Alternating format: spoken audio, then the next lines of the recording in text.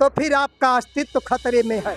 भाई राहुल गांधी ने पूरा देश कह रहा है। इंस्टाग्राम फेसबुक पर धक्का शेयर करने से नहीं होगा। भारतीय जनता पार्टी की सरकार, इनके एजेंडा में शिक्षा और स्वास्थ्य है, ये नहीं है।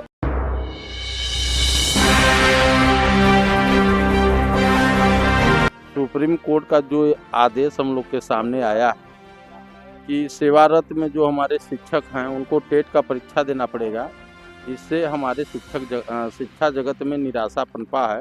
इसके लिए पूरा भारत आक्रोश में है। सुप्रीम कोर्ट हम सुप्रीम कोर्ट क्यों जाएंगे? हम अपने सरकार से पूछेंगे। न्यायपालिका का काम है कि बनाई हुई व्यवस्था का पालन कराना। बिल्कुल समझ में आ रही है, भारतीय जनता पार्टी की सरकार, इनके एजेंडा में शिक्षा और स्वास्थ्य है, ये नहीं है।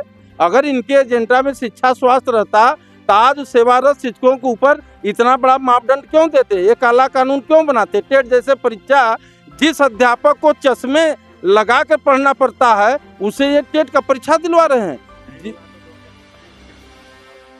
बिल्कुल होगा। ये हमारे शिक्षक जो है चुनाव कराते हैं, जब इनको कोई कर्मचारी नहीं मिलता है तो हमारे शिक्षक से चुनाव करवाते हैं। जब शिक्षक से चुनाव करवाते हैं तो शिक्षक उस दिन पूछेगा ना कि जिस सरकार के एजेंडा में शिक्षा नहीं है, उस सरकार को हम फिर से नहीं लाएंगे। भाई राहुल गांधी ने पूरा देश कह रहा है, हम एक राहुल की नहीं, पूरा देश कह रहा है, लेकिन मजबूरी है, उनके हाथ में तलवार है, गर्दन हमारा उनके सामने है, हम बोल नहीं रहे हैं। बोलने का वह दिन आएगा तो ये शिक्षक बता देंगे। आपको घरों में बैठ करके केवल मोबाइल चलाने, इंस्टाग्राम फेसबुक पर धक्का शेयर करने से नहीं होगा। आपको जमीन पर, सड़कों पर और साथ ही साथ साथियों, आपको बटन दबाने तक संघर्ष करना होगा। अगर आप बटन दबाने तक संघर्ष को जारी नहीं रखते हैं तो फिर आपका अस्तित्व खतरे में है। यहाँ आप लोग देख रहे हैं कि हर गांव में क्या खोला जा रहा है? कंपोजिट नशा केंद्र, कंपोजिट शराब की दुकान और कंपोजिट विद्यालय। सोचने की बात है कि अगर हमारा युवा, हमारे देश के लोग यदि नशा करेंगे तो उनकी दशा 10 साल में क्या होगी?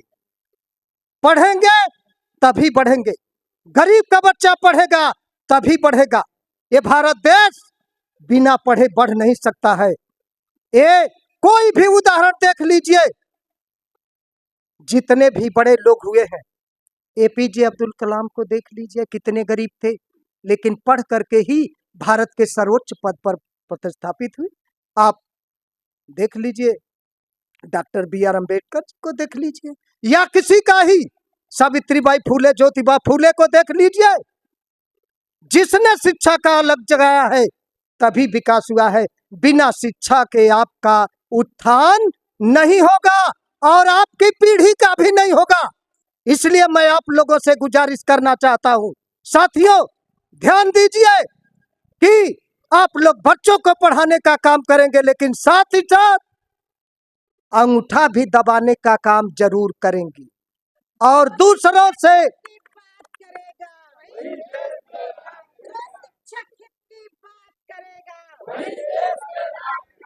तख्त बदल दो, ताज बदल दो। साथियों बहुत कुछ बातें हैं, समय कम है, लेकिन अपने वजूद के लिए, अपने लड़ाई के लिए, अपनी मांगों के लिए यदि आप ही अपनी मांग नहीं करेंगे, अपनी रक्षा आप स्वयं नहीं करेंगे तो फिर बच्चों को क्या पढ़ाएंगे? बच्चों को शिक्षा देंगे? आप डरे हुए हैं, सहमे हुए हैं, नौकरी खतरे में है। कुछ लोग चापलूसी करते हैं, कुछ लोग चापलूसी करते हैं, ये गलत बात है। पुतरो मीठ भतरो मीठ, क्रिया के कर खाऊं रे, ये नहीं चलेगा।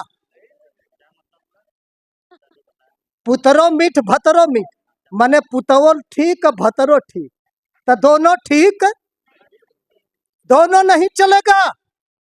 तो साथियों मेरे कहने का आशय है, अंतिम में आप लोगों से विनम्र निवेदन करना चाहता हूं कि हमारी तो साल भर की नौकरी है, हम लोग तो पार हो गए, लेकिन मैं अपने आने वाले वंशज को देखना चाहता हूँ।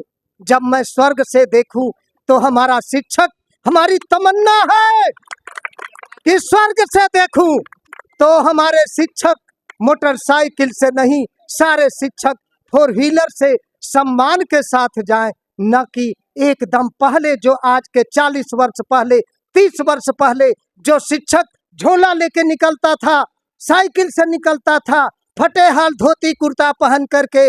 आज आपकी हालत बहुत अच्छी है, लेकिन इस हालत को अच्छा रखने के लिए हमें और आपको संघर्ष करना पड़ेगा, बच्चों को जी जान से पढ़ाना पड़ेगा और साथ ही साथ अपने हक और अधिकार की लड़ाई को लड़ना होगा। इन्हीं शब्दों के साथ मैं अपनी वाणी को विराम देता हूँ। जय शिक्षक, जय भारत।